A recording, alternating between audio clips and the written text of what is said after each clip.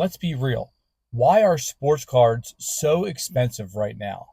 You walk into a store and you see a $35 blaster, and you walk out wondering if you just been scammed. Now, hobby boxes, what, they're $300 minimum, and don't even get me started on case prices. So today I'm trying to break down why sports cards, why they are so expensive, why have they skyrocketed in price, and trust me, it's more than just hype or cardboard. From manufacturer's scarcity to distribution games to even other things that are going on behind the scenes, there's a lot going on that we need to see and understand and help us see the full picture before you rip into another pack. So the new normal, which I call this section I'm going to talk about, that retail ain't cheap. And 2018, 2019 blaster boxes were like, $19.99, $22, $23 after taxes. 2024, 2025, you're not finding any ones that are that low. I think maybe the sports upper decks from hockey, they're 25 plus tax, so $30 after tax, right? And that's only maybe 5, 6, 7 years ago. Even some are even $34, $35, and $40 after taxes. So I mean, what's happening here is inflation is part of it, and inflation. Now brands are building in autos, they're building in parallels, they're building in case hits, and they cost more, and that justifies the price of them going up. There's more autos, there's more parallels, there's more case hits, there's more in it now than there used to be maybe 10 years ago. So obviously the price is going to go up, but at the same time, you have inflation is definitely a part of it. I mean, me being a science teacher, we used to get these little pipe insulation that you put on the pipes outside to keep them from freezing in the wintertime. And we used to cut them in half and use them as roller coasters and have marbles go down the track. They can time it. They can calculate potential energy, kinetic energy, so on and so forth. And then we used to do that for one of our labs, for our big labs we do for our energy unit. And I would go in there and they would be like 99 cents. I'm like, oh, I'll go get 20, 25, cut them in half, at least with 50. Each kid gets 3 or 4 tracks. They have like, maybe 18-foot track, whatever. So they go into there, and I went in there the other day, and those pipe installations are like 11, $12 just for one. And this is maybe like 10 years ago. They were 99 cents a piece. And I'm like, am I looking at the right stuff? Is it like different stuff? No, $12 a piece, $12.99 they were like Home Depot or Lowe's. And that is just crazy. In 10 years, that pipe insulation has gone up. Obviously, building supplies have gone up crazy in the last like 5, 6 years. But that's just, the astronomical price inflation of what's going on. And that goes into the sports cards as well. I mean, consumers now, like maybe not me or you or maybe, but most consumers, they expect hits, which drives up production costs. And then that drives up prices. Example, you have like the Donruss mega boxes that are just out now. They came out last week. The mega boxes, they were $49 last year, and they are $64.99 on Target now this year. A $15 increase for what? You know what I'm saying? And I think the blasters are way better than the mega boxes. I haven't found any yet. We've been looking at Target Online, other local card shops. I refuse to buy over $35. I refuse to buy these blaster boxes for that. But they are definitely, the optic are definitely way more in price than they were even last year, which is crazy.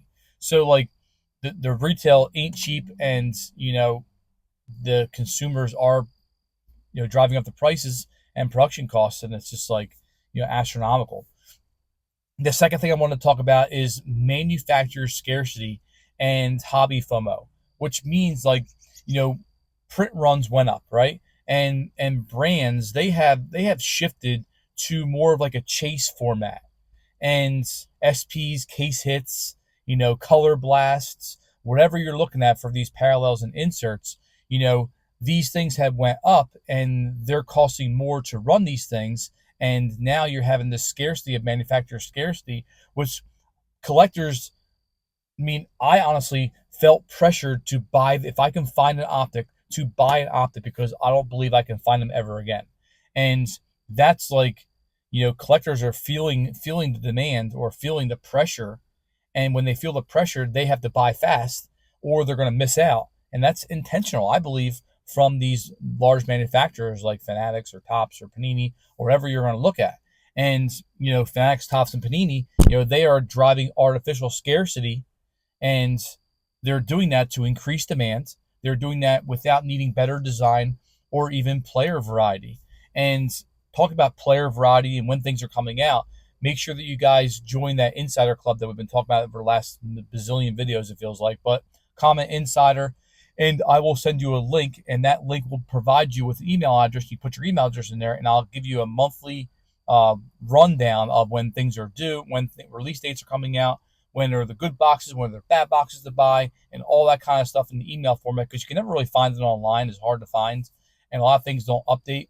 So I try to do it monthly. Our next one's coming out in a few weeks, and I try to do it monthly so you guys can stay ahead. So comment insider, I'll send you a link, and you can sign up. No strings attached, no money, nothing like that. But I wanted to help you guys out because I'm always looking around for things, and I can never find stuff. So I want to try to do that for you guys monthly. I know I said like weekly or bi-weekly or bi-monthly before, but it's just I don't have any time until the summertime. So I want to make sure I do it monthly and keep you guys ahead. So comment insider, and that goes on. Okay, so we'll go beyond the next one, which is breakers and distributors. Like, they're the new middleman. There have been a lot of middlemans before, and I think now breakers and distributors are now the new middleman in the card hobby. And this means, like, breakers are driving demand. We've been doing a couple of videos a few weeks ago about breakers and how they've been affecting the market and things like that. And breakers are driving demand. I mean, sometimes they're even paying more than MSRP, and to get that supply beforehand.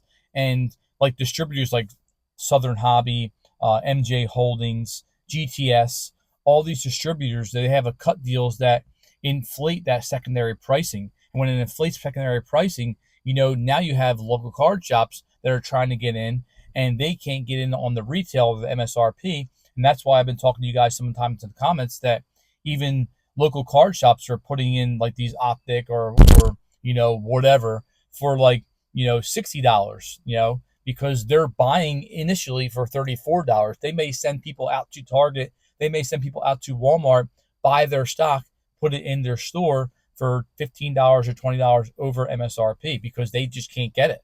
And I know for a fact that there's like a pharmacy like around where I live that houses cards, and they're like, dude, I can't even get optics. I can't even come close to getting them. Sometimes I can get fat packs, but the optic, the blasters, or the megas, I don't have a chance even getting them. So like some of these local card shops that sometimes aren't even local card shops that want to just do in their business, they can't access that. So they may send people to Target, Walmart, get this stuff, bring it back, and then charge $60, $70 for their blaster box because they can't charge 34 because they're not making any money on it. So they have to make money. I understand it's a business. It just hurts the consumer in the end. And even some breakers now, they buy product before it hits the shelves and through like insider deals and things like that. And now they're causing prices to skyrocket because they're buying beforehand. And for example, this is like the Panini Prism Football Hobby Box. The MSRP was $300, and breakers are reselling it on that release date at $500 or even more than that, which is crazy. The football ones, right? And why? Because hype hits market before the stabilizes. And like you have all this hype, and they're saying, "Oh, I'm going to get this box. I'm going to get these boxes," and they're saying it for a week or two, and it's building up hype. And they may have thousands and thousands of followers on their breaker, on their breaks and things like that.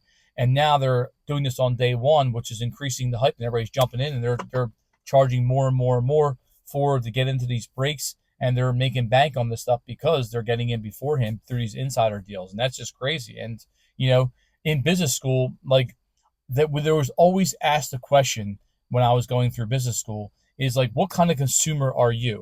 What kind of consumer are you? Meaning like, day one, do you go out and buy stuff like the Nintendo Switch 2 is coming out, right? My son wants it, right?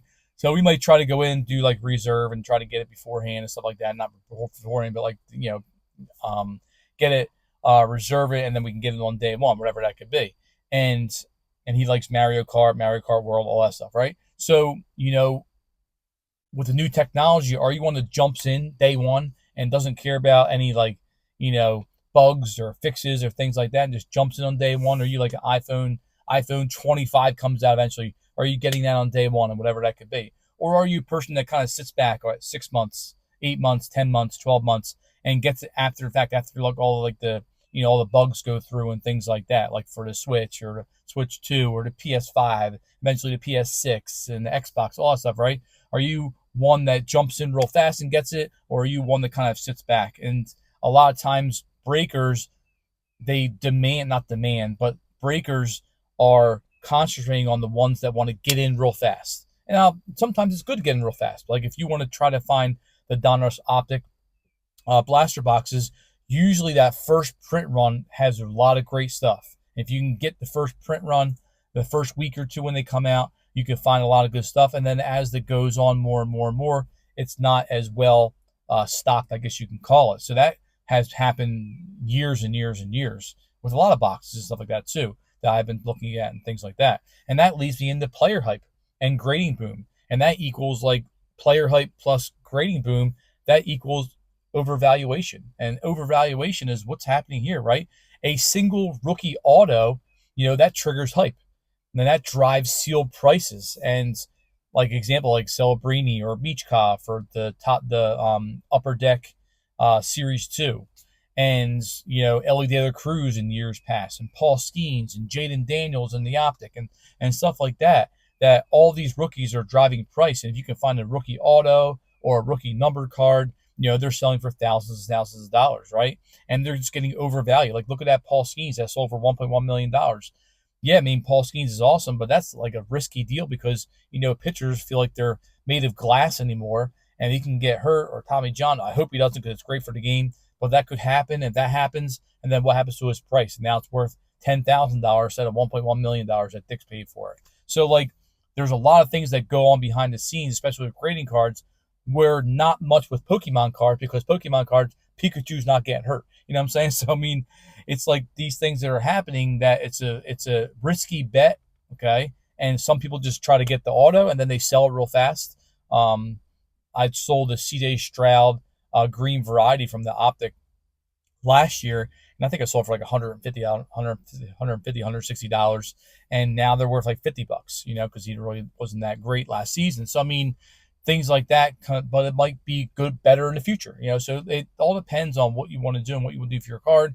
Do you want to hold it for collection? Do you not care about prices? Yeah, it's the whole community aspect. It's the whole nostalgia aspect. The whole thing that I'm trying to promote with this channel, that is to not try to flip and worry about if I'm going to get this card, whatever it is, right? Just worry about, just, collecting and having fun and building nostalgia for your kids and students or whoever you're doing it with, or little league people, or, football teams. Like it's a fun thing. It's a fun hobby if you treat it the right way. And that kind of leads me into that player hype, right? And player hype, I mean, grading cards, they fake value inflations and like PSA 10 bumps and things like that. I mean, they fake these things, and like buyers chase potential ROI. And when they chase ROI, instead of actually collecting, that inflates the price.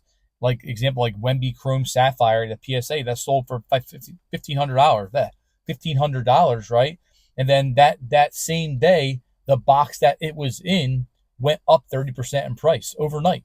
So I mean, things like that happen when these giant things sell. That makes the boxes go, and people flip the boxes, and then they're spending $80, $90, $100 for a blaster box when the real blaster box is $30 and you can find it on retail. So overvaluation is definitely a part of what's happening in the market right now. And that leads me to my last point, is the Fanatics monopoly and new era pricing. Fanatics controls Topps. Fanatics controls licensing. I can't talk today. Card shops, controls breakers, right? And it has near now full control of pricing. And when that happens, hobby shops now get less allocation or have to pay more for these things that they get. And that's another reason why I've been talking about, like my last deal was, how they're more expensive because of the fact, right? And sometimes hobby shops can't get these products. And when they can't get these products, that has to, when they do get them, they have to inflate the pricing to, keep themselves in business and stuff like that. So I'm not giving an excuse for hobby boxes or our local card shops, but I'm just telling you a reason why that's probably happening. So, the result of that is now everything is more expensive, and there is no competition to fix it. That's the big problem, is there's no competition to fix this market inflation with Fanatics, buying everything. And if they end up, not winning this lawsuit with Panini, or they end up buying like PSA or something like that as a grading, or Beckett or something like that, that gives them more of a monopoly to what's happening in the market. And their projection for next year is 2 billion in sports card collectibles, and they're not just selling cards, but even selling control as well. And that just leads me into my closing is, look, like we all love the hobby. Like if you're watching this channel and been watching this for years and years and years, right? We all love the hobby, but if you felt like you're spending more than ever and getting less in return, I mean, you're not going crazy. I thought I was going crazy. I'm getting all this stuff. I'm opening all these blaster boxes, for our Pack a Day challenge on Instagram and TikTok, and I'm not like getting any numbered cards. I'm not getting any autos. I'm not getting, like, not that I expect that, but I mean, yeah, one here and there would be nice to put in my collection or show my kids and things like that. And over the last like 6 months, I haven't really gotten much, and it's just like I thought I was going crazy before I started researching this stuff. So like, you're not going crazy, right? Prices have exploded, and it's not just considered hype either. It's systemic. Ooh, I can't talk, right? And systemic, like it's overall the entire hobby. But hopefully now, me making this video, you have more of an idea of who or even what, is driving up the pricing, and you can rip smarter, you can spend better, and even enjoy it more. So what do you think? What do you think is happening with the market right now? Why are boxes so expensive, right? Why are things so overpriced right now? Of course, I didn't hit everything because I don't want to make this video 25,000 years long, right? I try to stay under 20 minutes because I ramble a lot, obviously, right? I teach, but I try to ramble a lot. But like, what do you think's happening in the market? Are you in the market buying blaster boxes, hobby boxes? Are you just buying singles like I usually do? Like, what's the deal to how you kind of alleviate this kind of inflation that's going on in the last like 6, 12, maybe even a couple of years ever since COVID? So let me know what you guys think in the comments, and also make sure that you comment Insider so you can get into the Insider group, and I'll send you that link and you can sign up through email.